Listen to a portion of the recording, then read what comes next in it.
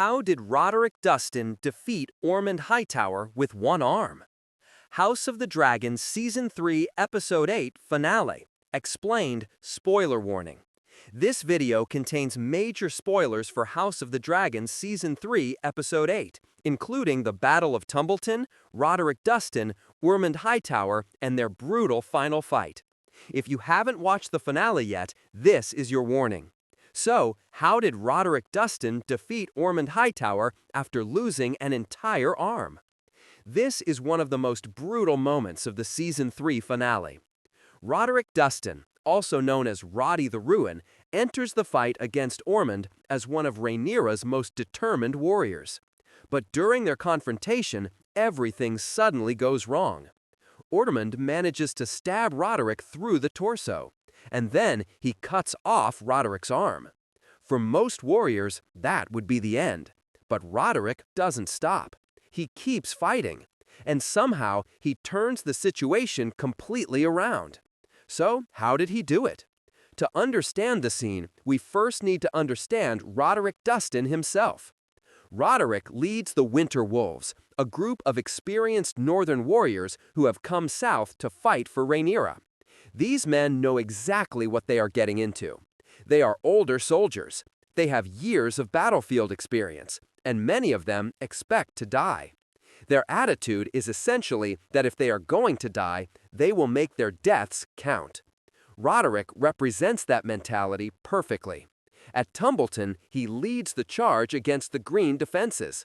The Winter Wolves fight their way through an extremely dangerous battlefield. They face arrows, burning oil, soldiers, and enormous numbers of green defenders. But Roderick keeps pushing forward. His objective eventually becomes Ormund Hightower. Ormund is the commander of the Green Army at Tumbleton. If Roderick can eliminate him, he can seriously damage the Green Chain of Command. And that is exactly what he tries to do. When Roderick finally reaches Ormund, the two men engage in a brutal close-quarters fight. At first, Roderick appears to have the advantage. He is aggressive, he is physically powerful, and he has already fought his way through the defenses. But Ormund is not helpless. He is an experienced warrior himself. And suddenly, Ormund turns the fight around. He drives his weapon into Roderick's body. The wound is devastating. And then comes the shocking moment. Ormund cuts off Roderick's arm. Now, Roderick is missing an arm. He is badly wounded. He is bleeding heavily. And yet, he refuses to surrender. This is where the scene tells us something important about Roddy the Ruin. Roderick isn't fighting because he expects to survive. He is fighting because he wants to finish his mission. He came to Tumbleton to destroy the Green Army, and Ormund is the most important target standing in front of him. So, Roderick keeps moving. He doesn't try to retreat. He doesn't panic. He doesn't freeze after losing his arm. Instead, he looks for another opportunity. And eventually, that opportunity appears. Ormund is suddenly hit by Roderick's blood. The spray gets into his face, and Ormund begins gagging. For just a moment, his concentration breaks, and that tiny moment is enough.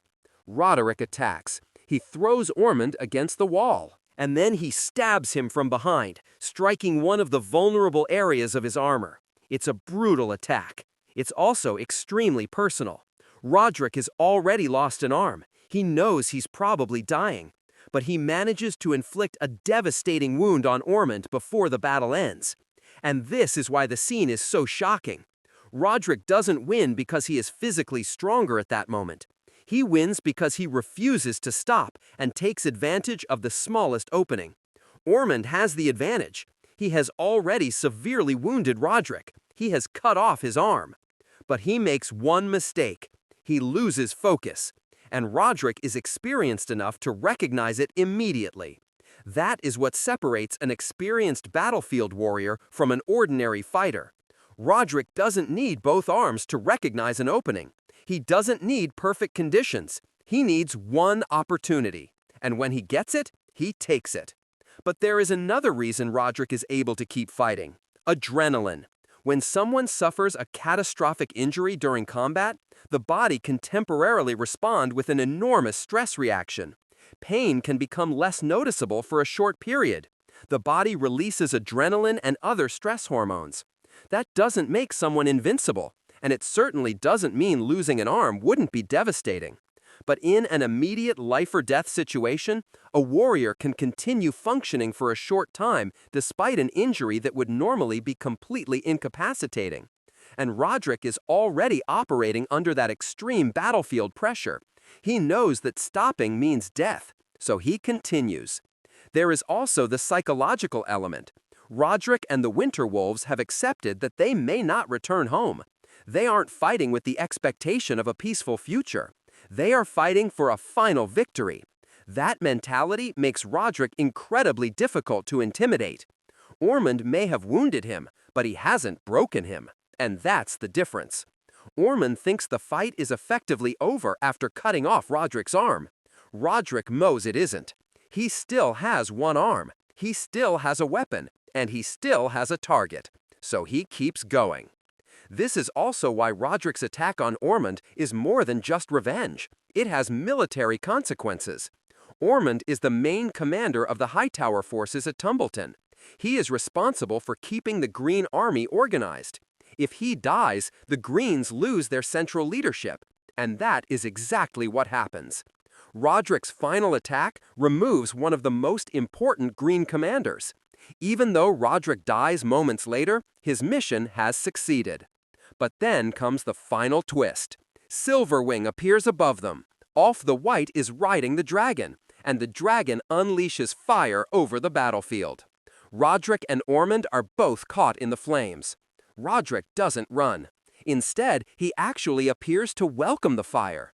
After everything he has endured, he knows his death is coming, and he dies alongside the man he came to kill. It's an incredibly dramatic ending for Roddy the Ruin.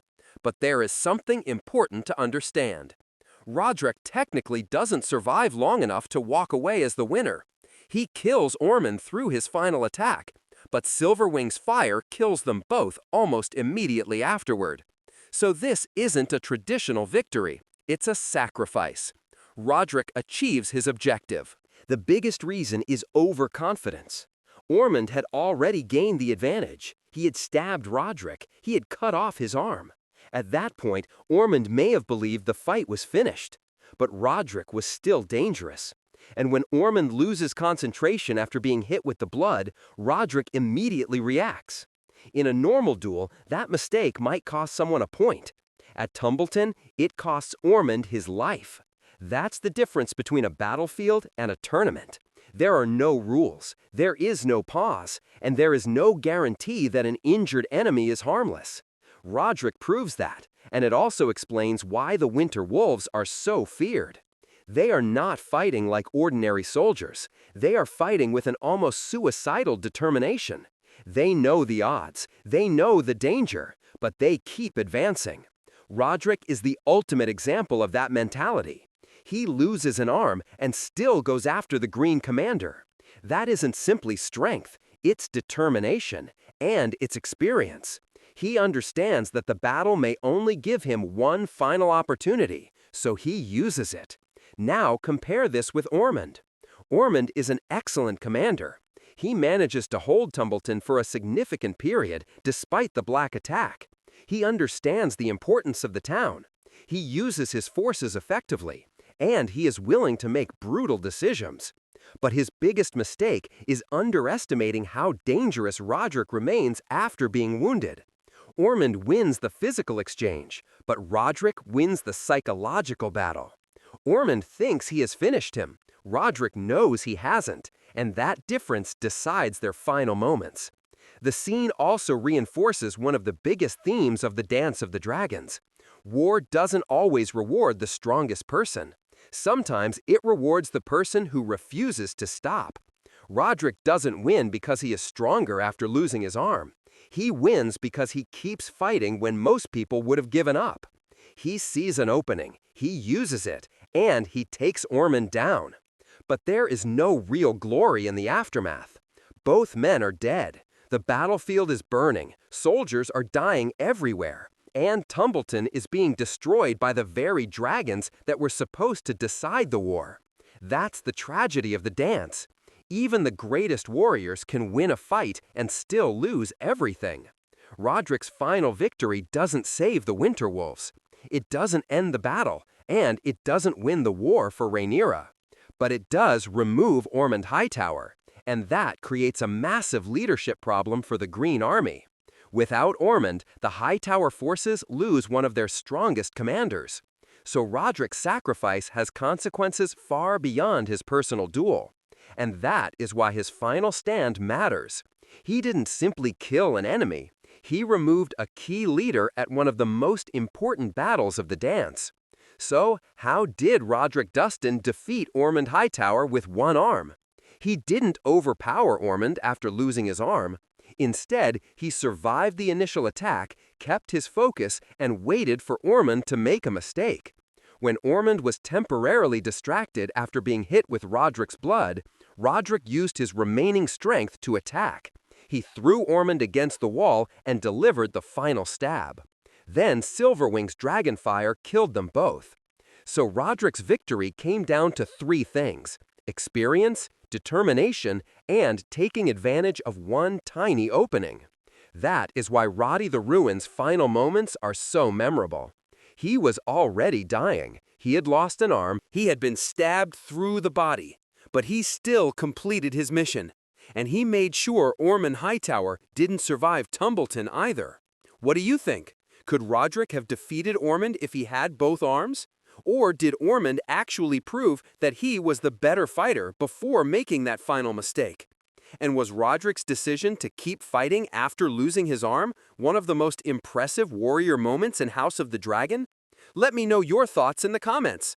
If you enjoyed this House of the Dragon Season 3 finale breakdown, make sure to like the video, subscribe to the channel, and turn on notifications for more spoilers, character explanations, battle breakdowns, and theories. Roderick Dustin may have lost his arm, but he never lost his determination. And in the end, Roddy the Ruin went out exactly the way he fought, refusing to surrender.